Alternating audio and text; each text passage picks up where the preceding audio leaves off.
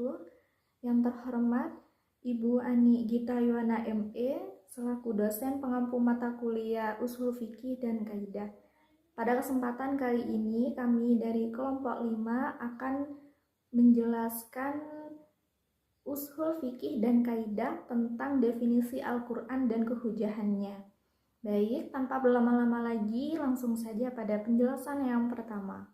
Di sini saya akan menjelaskan tentang definisi Al-Quran dan kehujahannya. Al-Quran adalah kitab suci umat Islam yang merupakan wahyu dari Allah Subhanahu wa taala kepada Nabi Muhammad SAW melalui malaikat Jibril. Al-Quran berisi petunjuk hidup dan ajaran agama dalam bahasa Arab. Terdiri dari 114 surah. Kehujahan Al-Quran berarti bahwa kitab ini adalah wahyu yang sah dan tidak bisa diganggu-gugat.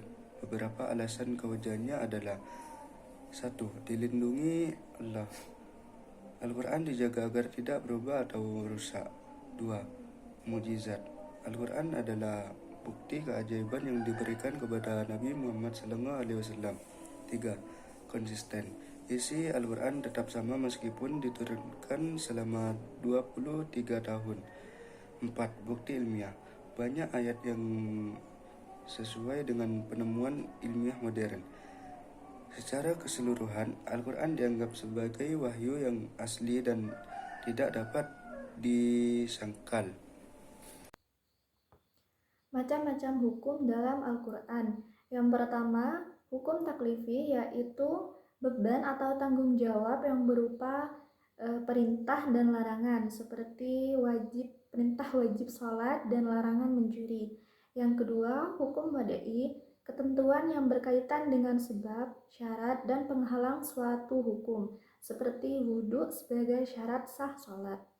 Yang ketiga, hukum jinayah, hukum pidana Islam yang mengatur kejahatan dan hukumannya, seperti qisas dan potong tangan bagi pencuri. Yang keempat, hukum muamalah, aturan dalam interaksi sosial dan ekonomi, seperti larangan riba dan kejujuran dalam berdagang. Yang kelima, hukum ibadah, hukum yang mengatur hubungan manusia dengan Allah, seperti sholat, puasa, dan zakat.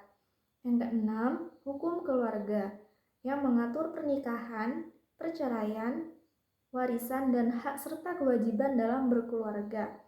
Yang ketujuh, hukum siyasah, hukum tentang pemerintahan dan keadilan, termasuk kepemimpinan dan bermusyawarah dalam Islam. Di sini saya akan menjelaskan tentang penjelasan Al-Quran terhadap hukum hadis. Al-Quran dan hadis sebagai pedoman untuk hukum Islam tidak dapat memisahkan ajaran Islam satu sama lainnya. Al-Quran adalah sumber pertama yang mengundang ajaran mujmal atau umum dan global, dan hadis berfungsi sebagai sumber kedua sebagai penjelasan dari isi Al-Quran. Karena sifat mujmal, banyak hukum Al-Quran tidak dapat dilakukan bila tidak diperoleh syarah atau penjelasan yang terkait dengan syarah-syarah, rukun-rukun, dan batal-batalnya, dan lain-lain dari hadis Rasulullah SAW. Dalam hal ini ada banyak kejadian yang jelas dan jelas terkandung dalam undang-undang nas dari Al-Quran. Oleh karena itu, diperlukan ketetapan dan penjelasan Nabi perlu diakui oleh utusan Allah untuk menyampaikan syariat dan undang-undang kepada umat. Terima kasih. Asik. Baik, saya akan menjelaskan tentang definisi as-sunnah. As-sunnah adalah segala sesuatu yang berasal dari Nabi Muhammad SAW, baik ucapan, perbuatan, maupun persetujuannya. Sunnah menjadi sumber hukum Islam setelah Al-Quran. Kehujahan as-sunnah. 1. Al-Quran, perintah menaati Rasul, surat Al-Hasyr ayat 7. 2. Hadis, sunnah bagian dari wahyu, hadis riwayat Abu Dawud. 3. Ijma ulama, sunnah diakui sebagai sumber hukum. 4. Praktik ibadah, tata cara sholat dan zakat dijelaskan dalam sunnah. Macam-macam sunnah. Ada 3 jenis sunnah yang perlu diketahui oleh umat Islam. Yang pertama, sunnah qauliyah. Sunnah ini adalah percakapan Nabi yang diucapkan untuk berbagai alasan. Kemudian hukum syariat dibuat berdasarkan hal ini. Yang kedua, sunnah fi'liyah. Sunnah fi'liyah mencakup segala perbuatan Nabi yang dinukilkan oleh para sahabat kepada kita. seperti cara melakukan sholat dan haji, serta keputusan yang didasarkan pada saksi dan sumpah. Lalu yang ketiga, sunnah takririyah. Apapun yang disampaikan Rasul tentang perbuatan Nabi kepada sebagian sahabatnya disebut sunnah takriyah, dengan diamkannya sambil menunjukkan kerelaannya atau dengan menunjukkan pujian dan dukungan. Terima kasih. Dilalah sunnah terhadap hukum. Pengertian dilalah sunnah. Dilalah secara bahasa berarti petunjuk atau indikasi. Secara istilah merujuk pada bagaimana sunnah Nabi memberikan petunjuk dalam Islam. Sunnah mencakup perkataan, perbuatan, dan ketetapan Nabi. Yang pertama, menjelaskan Al-Quran.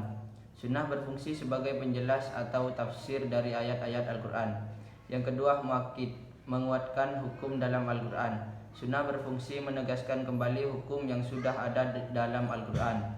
Yang ketiga, nasikh wal mansukh, menghapus atau mengubah hukum.